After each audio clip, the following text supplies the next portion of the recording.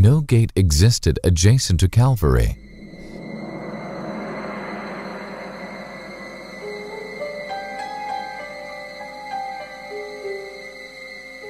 The nearest is what we now call the Damascus Gate, which is believed to have been built over the old gate. This print, almost certainly from the same period as the other, shows the sites in more detail and where they are today, at the northern corner and just outside the Damascus Gate. Peter, our guide to the tomb in the garden, is quite clear. If a chapel did stand at this spot, it would have been very ancient and date from long before Jerusalem became part of the Muslim Empire. If this was the case, it would be evidence of very early Christian worship on this site, earlier than the Church of the Holy Sepulchre. Look back at the outside of the tomb, the way it's arched over the top and the ledges have suggested that perhaps there was an early place of Christian worship built on the outside of this tomb. In other words, like a little church. And it's suggested that there, where those people are standing, could have been a baptismal pool for baptisms. And the water would have drained through that channel, running across to a water cistern that's behind that first door. Now, if you look up here, there's a very interesting cross carved on the rock face. Can you see the shape of it? It's unusual. That's the top part, and the upright of the cross comes down and ends in a hook. Now, we believe that was put there during the Byzantine period, so it's pretty old, and it's meant to look like a ship's anchor. Now, early Christians chose that shape because in the letter to Hebrews, Jesus is referred to as the anchor of our souls, and that was adopted as a symbol of their faith. So there are these signs here that perhaps early on Christians were coming here. Were they venerating this place because they believed it was the tomb of Jesus? The final question must be, is the site of the crucifixion below the place of the skull, where our research team is standing?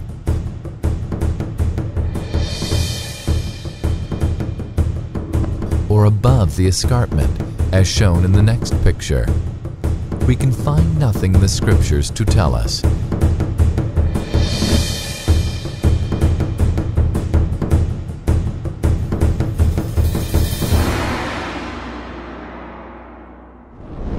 But this painting dates back to the 14th century. It was painted in France, and Simon unearthed this copy in the British Library. Here is Jesus on the cross, but what's most interesting is behind him. Could this be evidence of the escarpment below the skull? If we consider the provenance of this picture, France in the 14th century, there's something else we should consider. The Knights Templar were very powerful at this time in France, too powerful for the king. He seized their treasure and condemned them to death. But the Knights Templar guarded the holy places in Jerusalem, just the people to know where the crucifixion took place and where Jesus was buried. General Gordon argued that it must be above the place of the skull because it's the highest point of all. As a military commander, he knew the importance of seizing and holding high ground, and the symbolic reasons for crucifying Jesus where the entire city might see.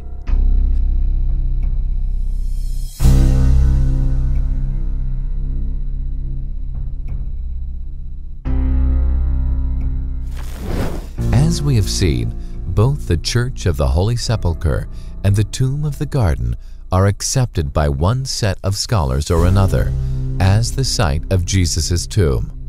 The Holy Sepulchre has centuries of tradition behind it and the first Christian Roman emperor as its patron.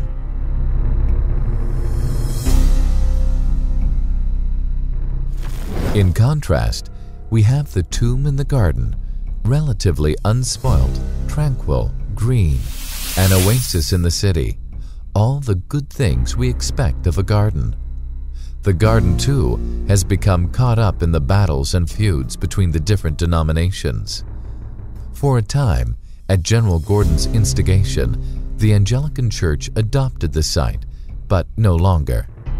On one level, What does it matter which or either is the true site of the tomb? Frankly, I don't mind what we think about the place, because the place isn't important. What is important is the person behind the place. And the person behind this place is none other than the resurrected Lord Jesus Christ. And 2,000 years ago, death couldn't hold Jesus. And the glorious message of the garden is this, that 2,000 years on, likewise, death won't hold those of us who die in Christ Jesus. Is the tomb in the garden nothing more than a pleasant place to pray, as some scholars have said? We don't think so, and in this film, the team believe that they have made the case for the tomb in the garden being the site of Jesus' tomb.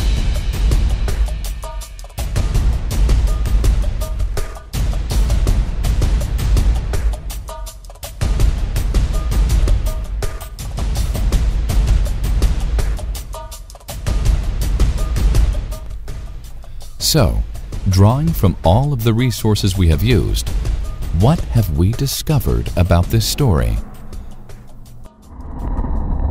We know from St. Matthew's Gospel that the crucifixion site was at a place called Golgotha, that is to say, a place of the skull, and we have seen this in the rock formation.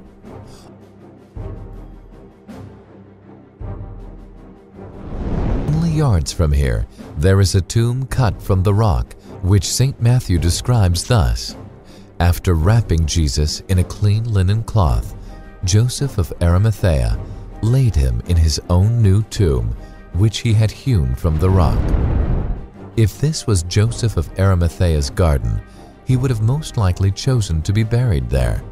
And we know that nearby there is a large cistern for irrigating the garden. Way back from a tree back there, way down through here, it's deep down underneath. It's plastered with ancient Roman plaster, and we can store up in here 250,000 gallons of water. The Bible speaks of an earthquake at the moment of Jesus' death, and Simon can be seen pointing at a large split in the rock. But the Bible also says there was a violent earthquake, and interestingly enough, there is a large earthquake crack here in the rock face. Can you see that? Which could, of course, be evidence of that very earthquake. The tomb is large enough to accommodate not only Peter and John, but also the two angels Mary Magdalene saw in the tomb, in white sitting, one at the head and one at the feet, where the body of Jesus had lain.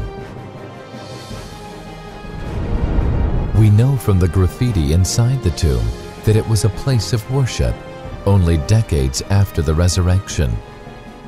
Outside the tomb is evidence of a stone track and a piece of very old metal driven high up into the rock, which we think was a spike to prevent anyone breaking into the tomb and rolling the 9-ton stone away.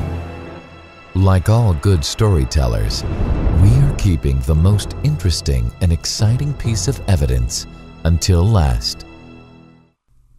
On Easter morning, Mary and the disciples found the tomb empty, with the burial sheets still there.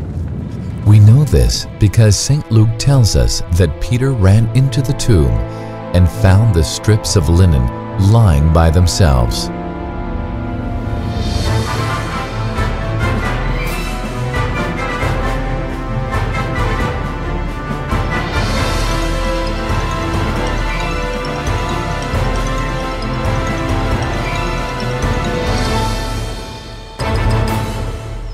Turin Cathedral is home to a relic venerated by many and questioned by some.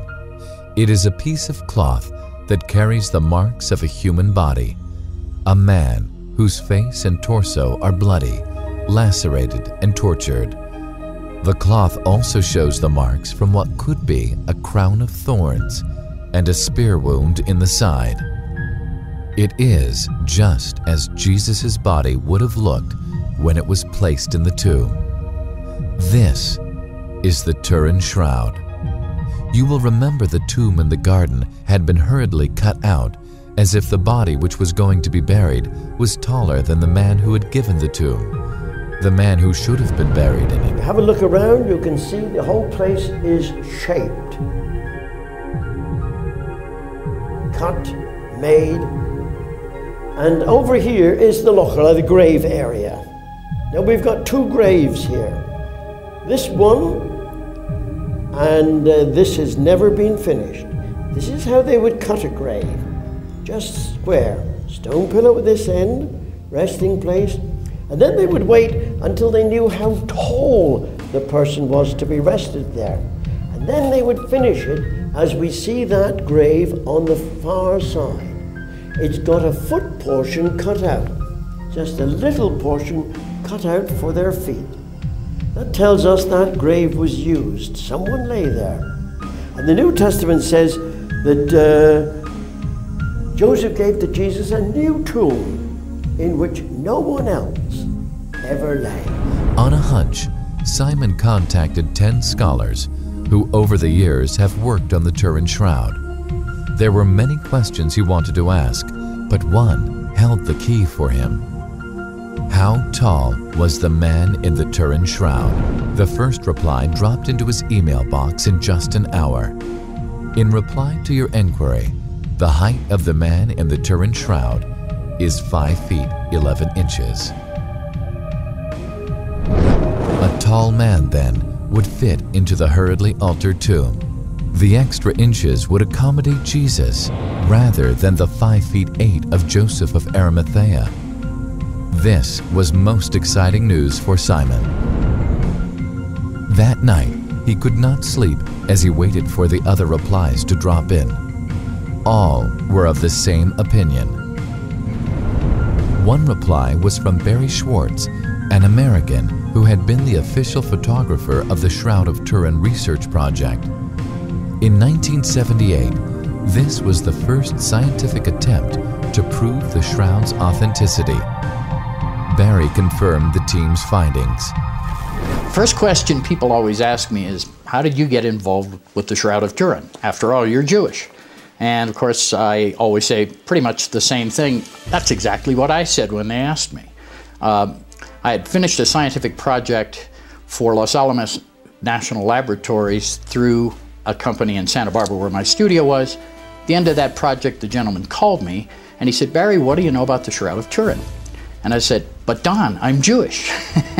And he said, "So am I," remember, because he too was one of the Jewish team members.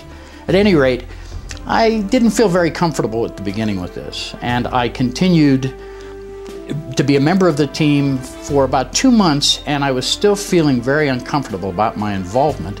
And I came to the conclusion that perhaps I shouldn't be a member of the team. And what I said to Don Lynn from the Jet Propulsion Laboratories, who was one of the real imaging experts on our team, was, "Gee, Don, what's a nice Jewish boy like me doing involved on such a Christian project?" And he looked at me and he said, "Apparently, Barry, you've forgotten that the man in question is a Jew." And of course I said, "No, I know that." And he says, "So you don't think God would want one of his chosen people on our team?" And I laughed and I said, "Of course I didn't think that." And then he said, "Look, Barry, let me give you some advice. Go to Turin, do the best job you can. One day you'll know why, because God doesn't tell you in advance what the plan is." Well, that seemed like pretty good advice to me. And I stayed on the team, and I've now been involved directly in the examination and the study and the research on the Shroud of Turin for 30 years. In addition to that, of course, I founded Shroud.com 12 years ago in 1996, and that website has grown to become the largest and the oldest and probably the most relevant website on the Shroud of Turin on the entire internet.